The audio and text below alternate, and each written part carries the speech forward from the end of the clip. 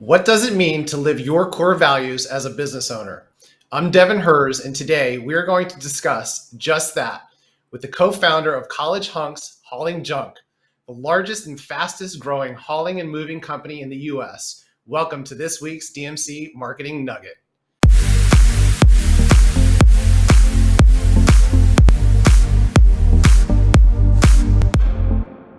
All right, well, let me take a breath here because I got some credentials that I got to say here before we get started. His company has been profiled numerous times on CNN, MSNBC, CBS, NBC, Fox News. Oh yeah, Oprah Winfrey Show, ABC's Shark Tank, Bravo's Millionaire Matchmaker, and CNBC's BlueCollar Millionaires. He also participated with MTV on a panel at the White House about entrepreneurship. Great excitement here to welcome today's guest, Nick Friedman. Welcome, Nick. Thanks, Devin. Great to be here. You've done a few things over the years, man. You got some great credentials there, and so glad to have you on today's show to bring some nuggets to our audience. You've built an amazing franchise, so we'll dig right into that. Of course, I want to roll into some of the nuggets, but let's first go ahead and give our audience a little overview of how you got started and the origin story of College Hunks. Yeah, so I was always brought up to follow that more traditional career path. You work hard in school, you get into college, you get a degree, you get a job. And the summer before my senior year of college, I was home for summer vacation and I had an internship, which looked great on my resume. But my business partner, who I'd gone to high school with, my business partner now, approached me with this beat up cargo van. And he said, "Hey, we can use this van to go around doing odd jobs." He had borrowed it from his mom's furniture store. And we credit her with the name. She said, "You guys could be like the college hunks who haul junk," which we thought the name was catchy, is not really what people typically associated with movers or haulers. So we just put computer printout flyers in mailboxes. People had a need for the service. They started calling. We actually won a business plan competition our senior year of college, gave us a little more confidence in the idea. Then when we graduated, we quit our jobs after graduation to start it full time. And I always tell the story how we were doing all the work ourselves. So we were driving the trucks, answering the phones. We had the 800 number on the back of the truck routed to our cell phones, and people would call to complain about erratic driving. And I'd be in the driver's seat answering the phone saying, we don't condone that type of driving in our company. We'll tell those guys to be safer on the road. So we probably fired ourselves at least 3 or 4 times that first summer trying to do it all ourselves, and eventually learned how to work on the business, not just in the business. And that's what sent us down the path of franchising, which today we've got over 150 franchisees, over 2,000 employees, over 200 million in annual sales. So it's come a long way from that beat up cargo van for sure. Now, College Hunks Hauling Junk, definitely a unique name. So thanks to, I think it was Omar's mom, right, that came up with that, or yes, so yeah. She gave us the cargo van door and that catchy name that we ran with. I'm glad she opened her mouth about that, and look where we're at. So the word hunks, I know in your name, is actually an acronym. What does that stand for? So hunks, we actually turned into an acronym. It wasn't originally, but now it stands for honest, uniformed, nice, knowledgeable service, which we also say is our brand promise. So we've kind of expanded the definition of hunk beyond just the physical brawn attributes that people might associate. And it's including the service experience, the thoughtfulness of our employees, because that's really what we want to deliver to our customers. So we turned that hunks acronym into our brand promise, which is what our clients expect when we go out and promote ourselves as a service to help them with their needs. Yeah, and I love that's what you stand for. And we're really going to dive into your 4 core values today. I mean, we can go on and on about the background and the story, which I know there's plenty of content. You can find that online about Nick anywhere you go. But I want to give some good nuggets to our audience today. So I want to begin with one of your company's slogans. It's not about what's on the walls, it's what's in the halls. What exactly does that mean? So I really became passionate about learning all I could about entrepreneurship as we embarked into this journey. And one of the things that you'll see talked about in textbooks, podcasts, conferences is having a set of core values that sort of define the type of people you want within the organization. And a lot of companies have nice sounding core value statements that they put on the walls or they put on the front page of their training manuals, but they fail to really utilize those core values as a litmus test for who they bring into the organization and who they ask, in some cases, to lead the organization. And so we love that slogan. It's not what's on the walls, it's what's in the halls, because it's the people that actually create the culture and live the values that create the organization that you ultimately want to have represent. Yeah, absolutely love that. I mean, it reminds me of one of my great mentors, Tom Feltenstein. I'm not sure if you know him, but he was big into the restaurant world and franchise world. And it was all about what's going on in the four walls. Because we've got to deliver at the point of sale.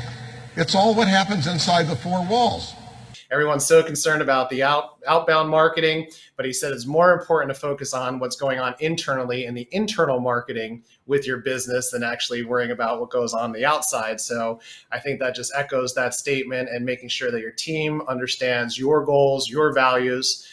So I love that. And I think building into the core values that you have here, one of the things that you have, I believe it's your first core value, is building leaders. How do you, as a busy entrepreneur, inspire your team members to maximize potential and achieve greatness? So explain that for us. So yeah, and real quick footnote on Tom Feltenstein. We actually had him at our franchise conference a couple of years ago, come give a keynote speech. So we're fans of his as well. Haven't been as fortunate to have him as a mentor, but he's been an awesome sort of thought leader for our approach to business. So we came up with 4 core values, and I know we're going to talk about each one of them. And one of them that kind of, I think, leads the other 3 is our core value of building leaders. The idea is, how can we get better every day, and how can we help those within our organization get better every day to become better leaders? That was something that we were passionate about, because we are hiring people that are doing physical, what some might perceive blue-collar work. But that's not the type of mindset that we wanted to attract into the organization. We want to attract people that want to get better and improve themselves. And so some of the ways we do that, we say, if you're not training, you're not gaining. So training is not a one-time activity that happens at the day that they're hired. It's ongoing. It's reinforcing and reinstilling the qualities that make our team members great leaders. We also say coaching has to take place in the locker room, but also out in the field. So if we're training our hunks to be great leaders, it can't just be something they look at in the manual in the office, but our managers, our franchise owners need to be out in the field with them from time to time to help educate them and teach them how to get better. Delegation and empowerment is also a really critical aspect of leadership development. We want our team members to make decisions on behalf of the company as if they have ownership in the company, and creating that level of empowerment. And along with empowerment, by the way, comes accountability, which is a critical part of leadership as well, because a great leader holds himself accountable, holds others accountable, and wants to be held accountable.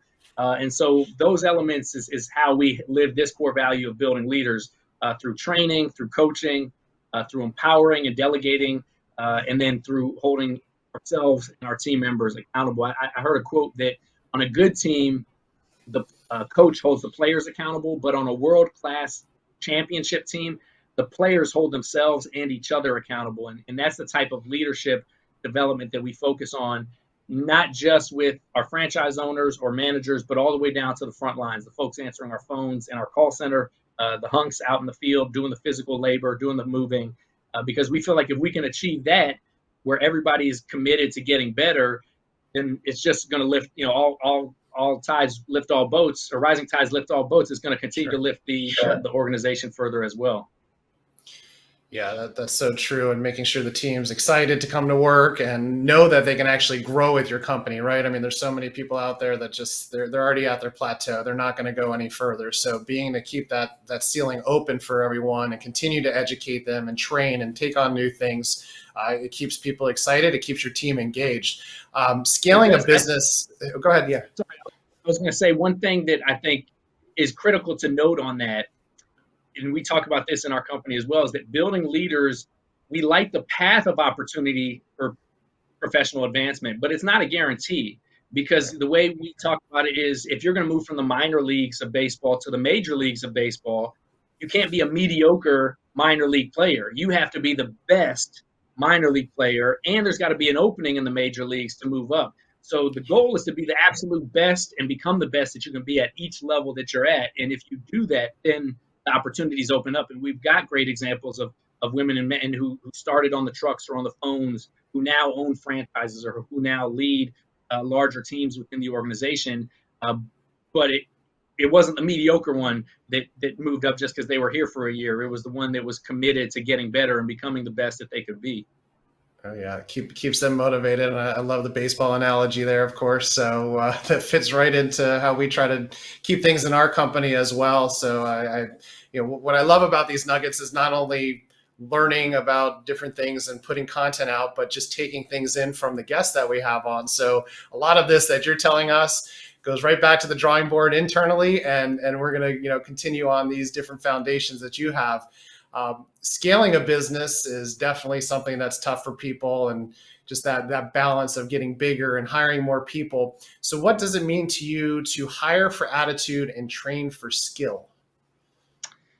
Well, that's also something that we picked up along the way as something that's critical, because somebody could be good at moving furniture, but if they got a negative attitude, then they're not representing our brand promise of being honest, uniform, nice, and knowledgeable.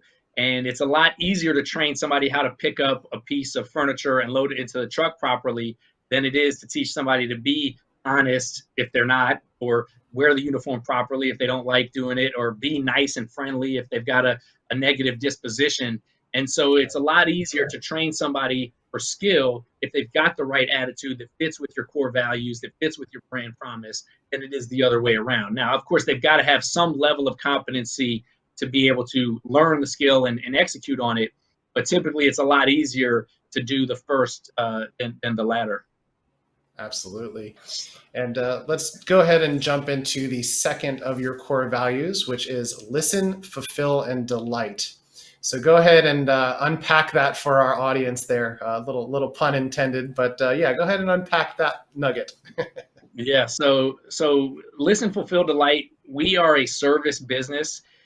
We're not a subscription business. When somebody moves or has their junk hauled away, they're not necessarily going to be utilizing us again next week or next month, or maybe even not next year. So we rely so heavily on what I call the 3 R's: referral business, reputation, which could be online or just word of mouth, and repeat business, which could be a couple of years from now.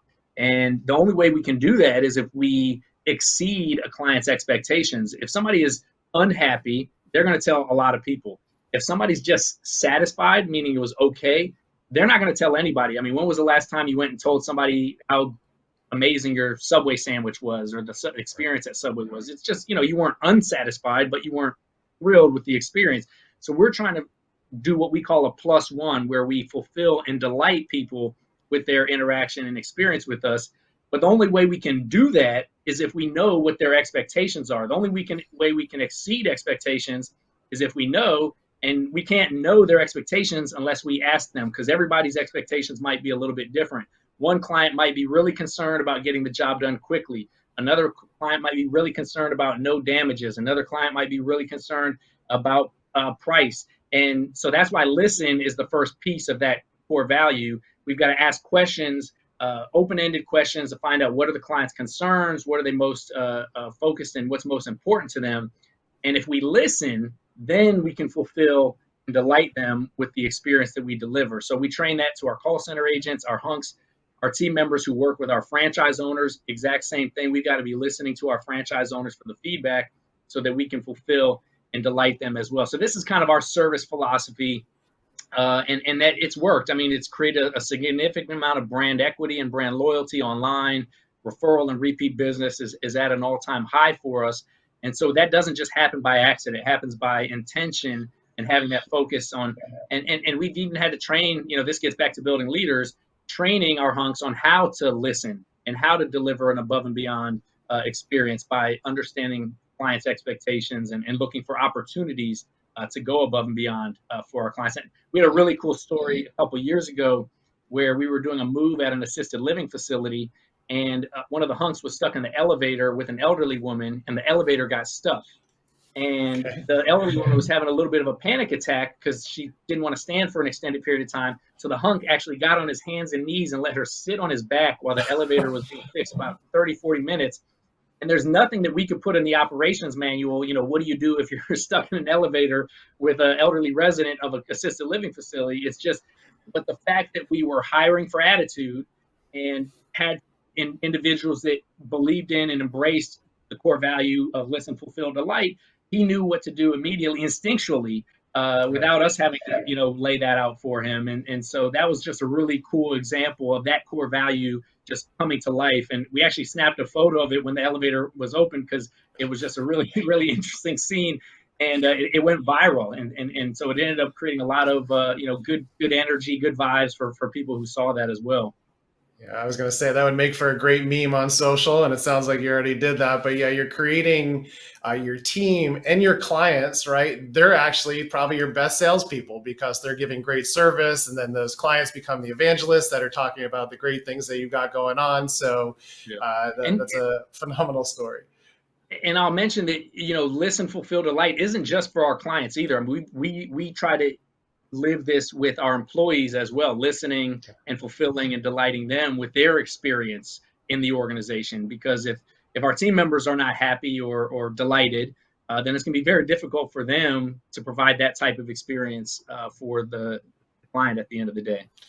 Yeah, I would say this is so important for business owners out there and just anyone that's running a team to just hear this stuff. And, you may have known about this, but just keep this top of mind on how you're creating the environment for your team, which brings us to core value number 3. We're going to go ahead and talk about create a fun, enthusiastic team environment. The work your team is definitely, they're doing is definitely hard labor. Can they actually have fun while they're doing all this? And give us some examples of a fun day of work other than being a bench for some lady in an elevator. Yeah. So, when we first started the business back in college was right around the time the movie Office Space came out. If you guys remember that movie. Yeah. And at the top of the movie poster, it said work sucks. And so this core value is kind of like our anti-work sucks. How do we create a place where people want to be? They don't feel like they have to be. And that doesn't mean it's just a free-for-all, no rules type organization where everybody gets to do whatever they want. That's not what fun, enthusiastic team environment is. Fun, enthusiastic team environment is how do we create a winning team, because winning is fun. And so the way we do that and the way we create some gamification and what we call gamification and engagement for our team members is we create a lot of rewards, a lot of recognitions, a lot of contests, things that make the work seem less like work and more like a game where the team members are engaged in it, and there's a scoreboard and there's increasing levels of complexity, and they feel like they're actually playing something as opposed to just working something. And we know when we win when we get happy clients, we win when we put up big numbers at the end of the month and keep our expenses in line. And so we create rewards and recognitions that support the company objectives, because we always say without a margin, there's not a mission. And so we are a purpose-driven organization, but we've got to remain profitable and in business to be able to deliver on that. And so creating those rewards and contests has created a fun, enthusiastic team environment for all of our team members. We do reward trips for our franchise owners that hit certain milestones and hit certain performance metrics. We do Hunk of the Year, Hunk of the Month at all of our franchise locations as well.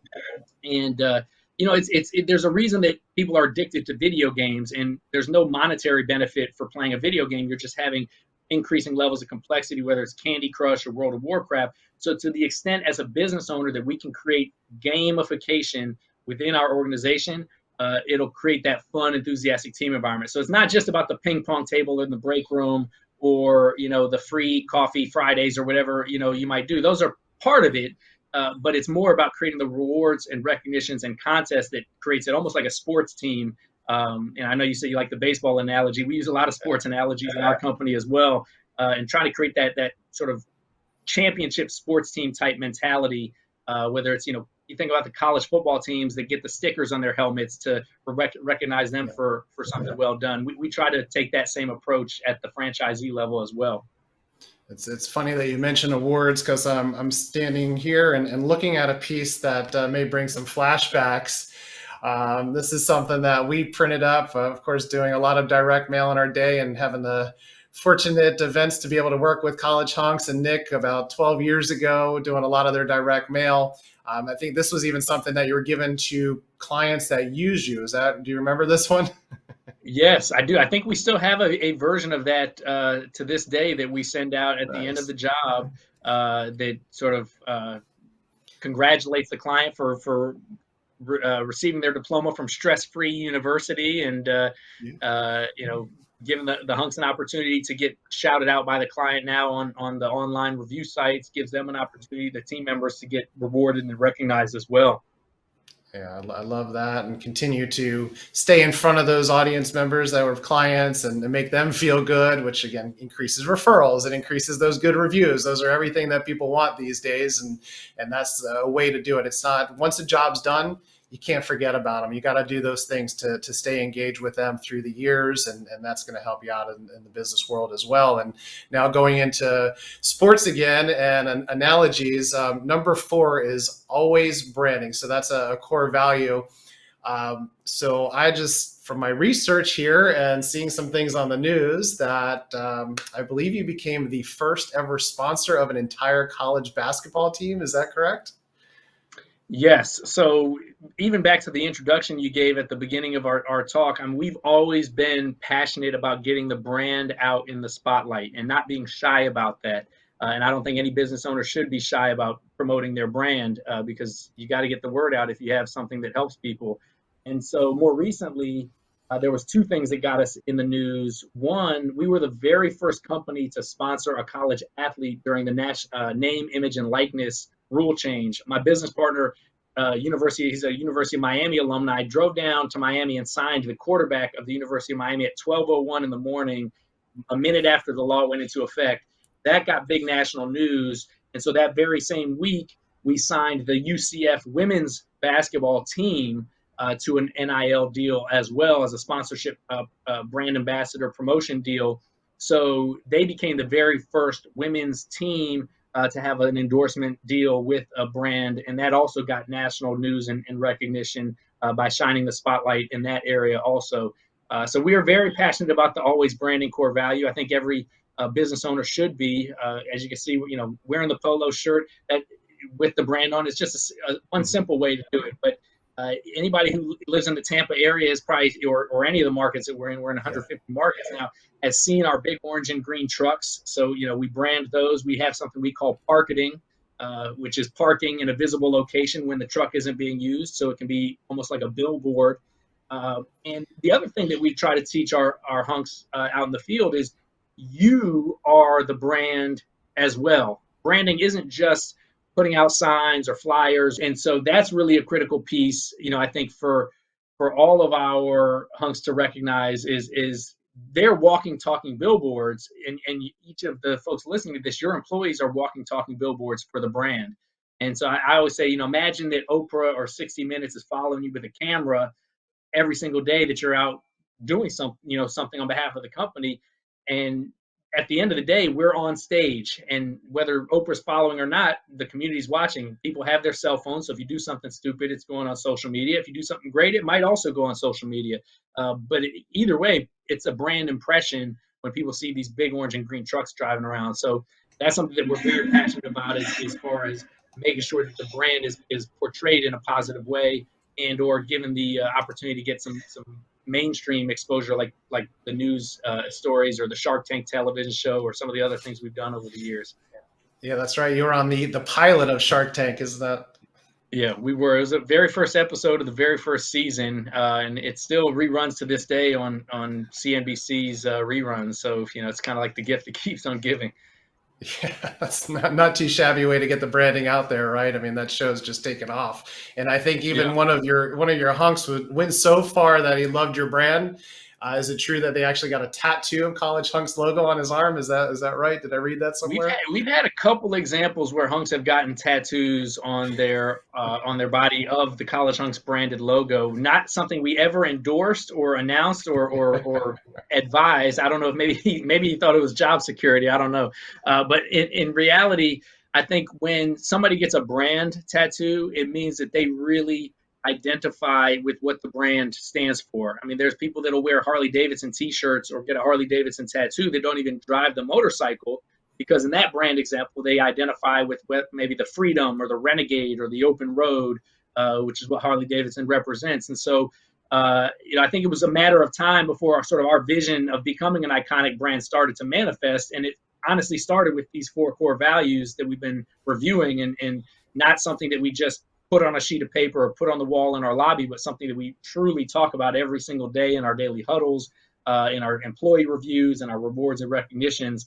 And so I think the Hunks who ended up getting College Hunks branded tattoos identified with and appreciated and believed in these core values so much that they wanted to put it on their arm. Yeah, just imagine the team members that are so invested in this that they're absolutely just, going to get a tattoo. So I think we're going to make that into a new rule at DMC, that everyone needs to get some nice DMC neck tattoos if they want to be part of the team. I like it. I like it. Nice. So give us, you've had tons of success in the years. Any other either nuggets that you want to share with our business owners, marketing directors out there that are watching this show?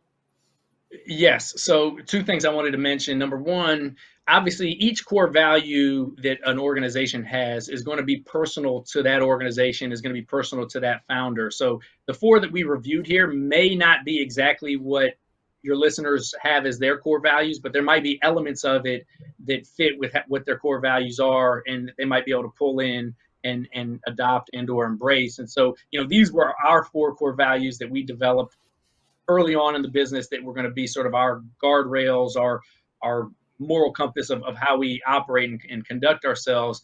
And then some of the things and examples that I gave of how we live them certainly could be universally applied in any business, whether this is a core value or not. I think these are tactics that can be utilized in any business to help improve the culture. And then the only other nugget that I always like to mention to business owners is to what we say is embrace the pace. That's something that I adopted from one of our general managers and now franchise owners in our system. I always talked about the importance of being patient, and he told me you just got to embrace the pace. And I think that's really critical, because you want to have urgency of effort, but patience for the results. You want to be working hard and driving hard, but you got to be patient for the results. Because I remember early on, I used to get so impatient and frustrated, and I would try to shortcut the success, hoping I could make things happen faster. And a lot of times, anytime I would try to shortcut something, it would inevitably be, 3 steps in the wrong direction, instead of just staying focused and diligent on what we had working for us.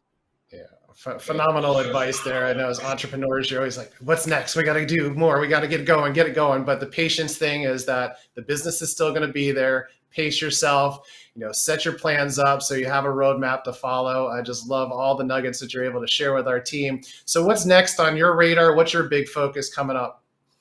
We just want to continue to build our brand. We have another company that we started a couple of years ago, Trash Butler, which is more of a business-to-business service for apartment complexes, a little bit less of a consumer brand than College Hunks.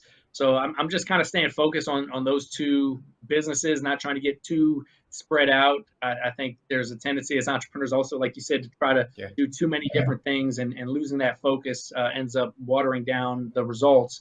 And so just staying focused with those 2 businesses and creating some balance, with family and everything else that comes along with getting older. So. Love it. Yeah, you got a 4th child on the way, so that's a full-time job in itself. So congratulations on that. And you've got some franchise opportunities still for people that are out there looking to potentially be part of College Hunks? Yeah, absolutely. So we've got over 150 franchise owners around the country, all independent business owners. We say, you're in business for yourself, but not by yourself, because you have the support and infrastructure of the overall national brand. And, would welcome folks to take a look at our franchise opportunities, or if you heard something you liked as part of this podcast, to check out our employment opportunities as well, because we're always hiring. Or if you know folks that might be interested in working with us, please send them our way, both as a franchise prospect or as an employee candidate. That sounds great. And where should people go to look for that information? Can go to our main College Hunks website. It's just collegehunks.com. Pretty simple. That's all the information about our services for moving and junk removal, our employment opportunities, as well as our franchise opportunities. And if people want to connect with me, I have a site we set up, nickfriedman.com. You can connect with me social media or, speaking or anything else that I may be able to offer. That all sounds great. It's just been an absolute pleasure to have you here on our show. We did some work way back when, which was a lot of fun. We went to boxing matches together up in Tampa. Amazing how things 10 years later, how you've grown. So just always excited and proud to see where you've gone with your business and your life. So kudos to you and your team there. And, hope we get to work together here in the near future again. And just congratulations on all that you've been doing. No, I appreciate it. Thanks for circling back, and thanks for shedding the light of nuggets for entrepreneurs and business owners out there and leaders. And congratulations on your continued journey as well. Thanks, man. Really appreciate it. So be sure to share, like, and subscribe for more DMC Marketing Nuggets, and visit dmcmarketingnugget.com to view all your past episodes. Here's to your success.